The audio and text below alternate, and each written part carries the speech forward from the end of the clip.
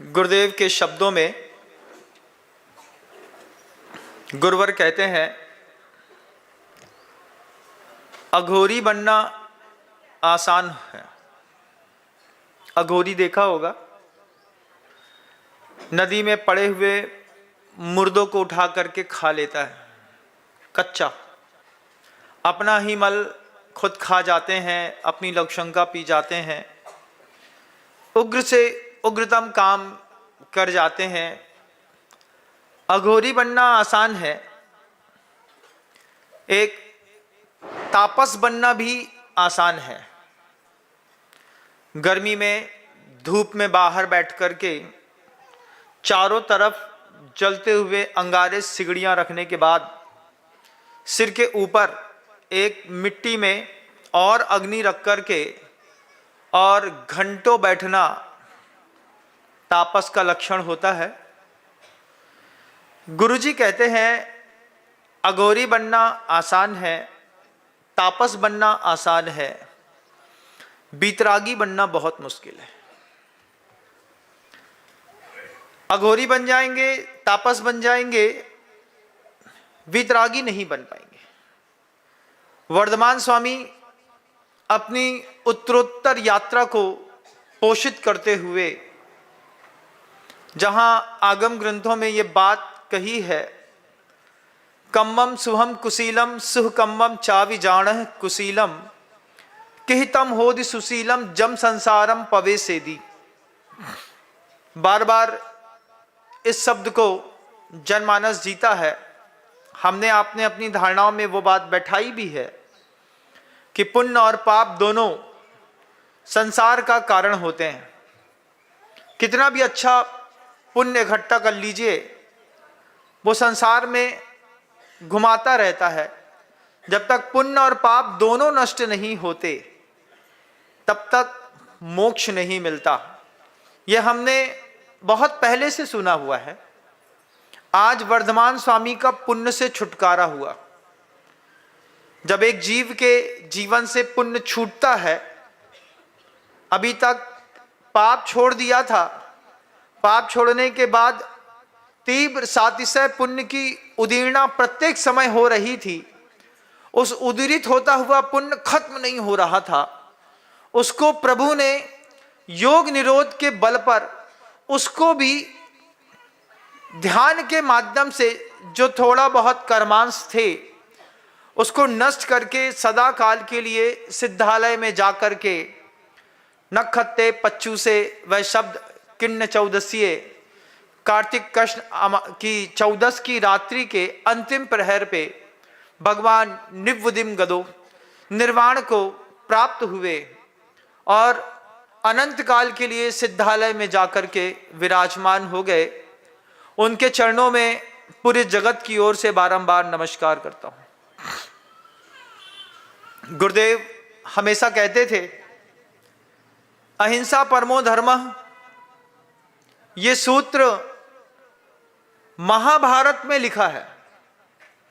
दिगंबर जैनों के पूरे शासन में द्वादशांग में कहीं पर भी अहिंसा परमो धर्म सूत्र नहीं लिखा, लेकिन वर्धमान स्वामी ने अहिंसा की ऐसी सूक्ष्म व्याख्या की, इतना सूक्ष्म विश्लेषण किया।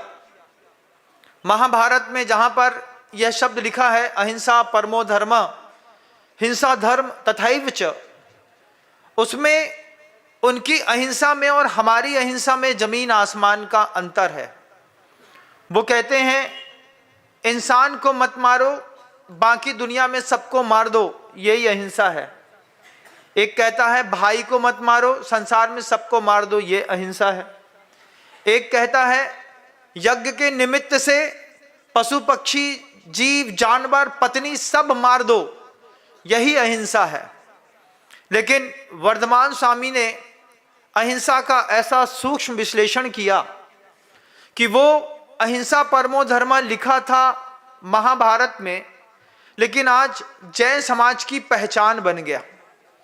आज जैनी को देखो, दूर से बस एक शब्द सुनाई देता है उसके कान में, जैनी बहुत अहिंसक होते हैं, ये चींटी भी नहीं मारते, ऐसा लोग बोलते हैं।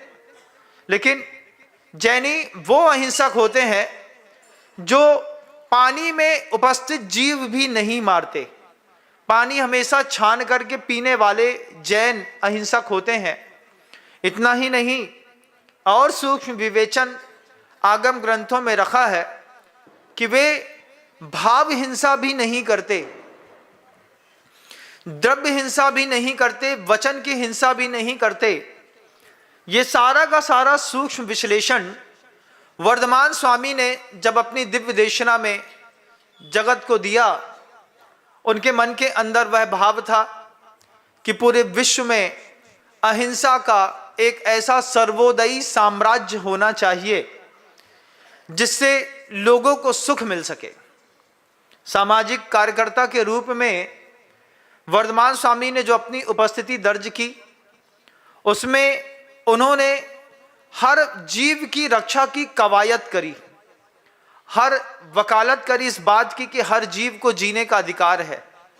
लेकिन जैन शासन इस बात को समझ पाया, जैन धर्मावलंबी इस बात को समझ पाए, संसार समझ नहीं पाया। आज भी जब हम भगवान वर्धमान स्वामी का निर्वाण कल्याणक महोत्सव मना रहे हैं, उस प्रत्यूष बेला में भारत के अंदर करीब 16 लाख जानवरों को सुबह सुबह मार दिया गया होगा। इस हिंसा से वर्धमान स्वामी दुखी थे। वे चाहते थे हर एक जीव की रक्षा हो, वह जीव जहां पर भी है, किसी भी स्थिति में है, उसकी रक्षा हो। और फिर वे अपने अनुयायियों से कहना चाहते थे, जियो और जीने दो का सूत्र। वर्धमान स्वामी पूरे विश्व में लगातार इस बात को कहते रहे, जियो और जीने दो। आपने भी सुना होगा ये सूत्र, जियो और जीने दो, लेकिन इसका अर्थ नहीं समझा होगा। अर्थ तो अपनी मर्जी का महाराज शब्द सीधी सीधी तो बात कहता है, जियो और जीने दो। कोई जैसा भी जी रहा है उसको वैसे ही जीने दो, कि यथासंभव उसके जीवन में जो हम बदलाव ला सकते हैं वो बदलाव ला करके उसको जीने दो।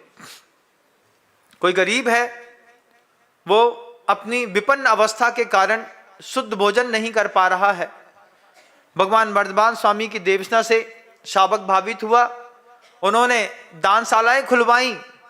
जिनके पास पेट भरने को भोजन नहीं है वे यहाँ पर आकर के भोजन कर सकते हैं। वे दानशालाएं जैनियों के हाथ से निकल गई, लेकिन सौभाग्य है इस बात का कि पंजाबियों ने उन दानशालाओं को खोल करके, लंगर खोल करके वर्धमान स्वामी के उस सूत्र को वहां पर जिंदा रखा। आज जैन समाज में एक भी भोजन संबंधी दानशाला दिखाई नहीं देगी, गौशाला दिखाई देगी, दानशाला दिखाई नहीं देगी। जय जिनेंद्र, अगर आपको मेरी वीडियो अच्छी लगती है तो प्लीज़ मेरे चैनल को सब्सक्राइब करिए, लाइक करिए, शेयर करिए। इसी तरह से अपना प्यार मुझे देते रहिए।